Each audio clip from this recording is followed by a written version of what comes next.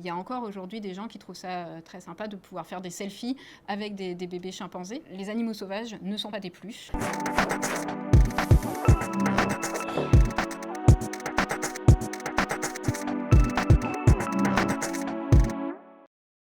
Je travaille en Ouganda, dans un parc national, donc une aire protégée. Tous les petits fragments de forêt qu'il y avait encore en dehors des aires protégées dans la zone où je travaille ont été coupés.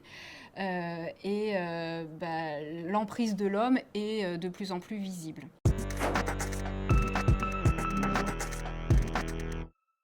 La cohabitation entre les chimpanzés et les humains est difficile, tout particulièrement dans les zones où il y a de l'agriculture. Les chimpanzés sortent de la forêt pour aller manger le maïs. Évidemment, ça crée des frustrations chez les humains. Et donc, il y a un conflit très important. La seule envie que la plupart des fermiers ont, c'est de couper cette forêt qui apporte que des problèmes aujourd'hui.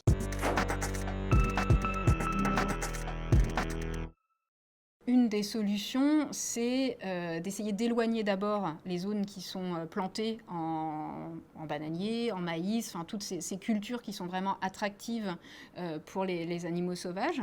Donc avoir comme une sorte de zone tampon, de bande tampon où on plante par exemple du thé ou bien des arbres. Sauf que ce qu'il ne faut pas non plus, c'est reproduire les monocultures. Donc tout ça, c'est cohérent si on prévoit une sorte d'agroforesterie avec évidemment l'usage le plus réduit possible d'intrants chimiques et surtout des filières qui génèrent des revenus pour les producteurs.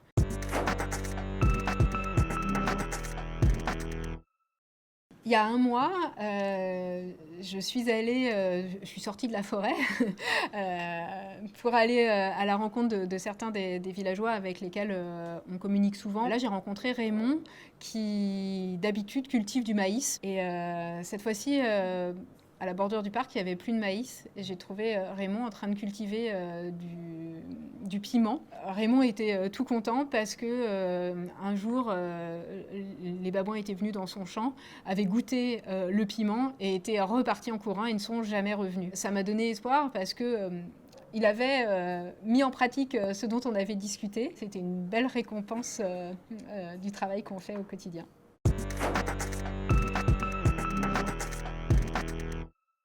Ça commence dès le réveil, au petit-déj, quand on prend son café ou son thé, qu'on utilise de la pâte à tartiner, on peut s'assurer en fait de la provenance de ces produits, favoriser le commerce équitable en sachant que ça a vraiment un effet sur les populations locales. Si le thé est produit en commerce équitable, on va assurer aux producteurs des bons revenus. Donc ils n'auront plus besoin et envie d'aller braconner, ou bien si on peut essayer de consommer plus local, avec des circuits courts. Voilà, donc il y a pas mal de petites choses comme ça. Et puis évidemment, il y a beaucoup de bois qui viennent jusqu'à nous, qui sont issus de la forêt tropicale. Et donc sur nos ramettes de papier, sur notre parquet, etc., il existe des labels qui permettent de garantir la provenance du bois et surtout la façon dont elle est produite. Bannir toutes les photos de stars ou d'influenceurs avec des animaux sauvages. Comme aujourd'hui, on peut voir des footballeurs avec des bébés tigres, il y a encore aujourd'hui des gens qui trouvent ça très sympa de pouvoir faire des selfies avec des bébés chimpanzés. Les animaux sauvages ne sont pas des peluches. Même si on les trouve très mignons, les prendre en photo, ça veut dire probablement avoir au moins 10 autres individus qui ont été tués pour que ce bébé chimpanzé arrive ici.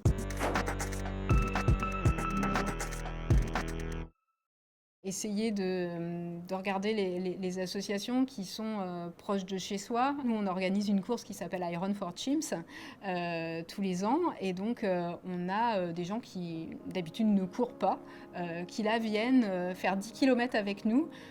Parce que en s'engageant de cette façon-là, on les informe qu'on va pouvoir équiper des agents qui luttent contre le braconnage. Ça fait plaisir parce qu'on a l'impression d'agir et ça fait du bien à la planète.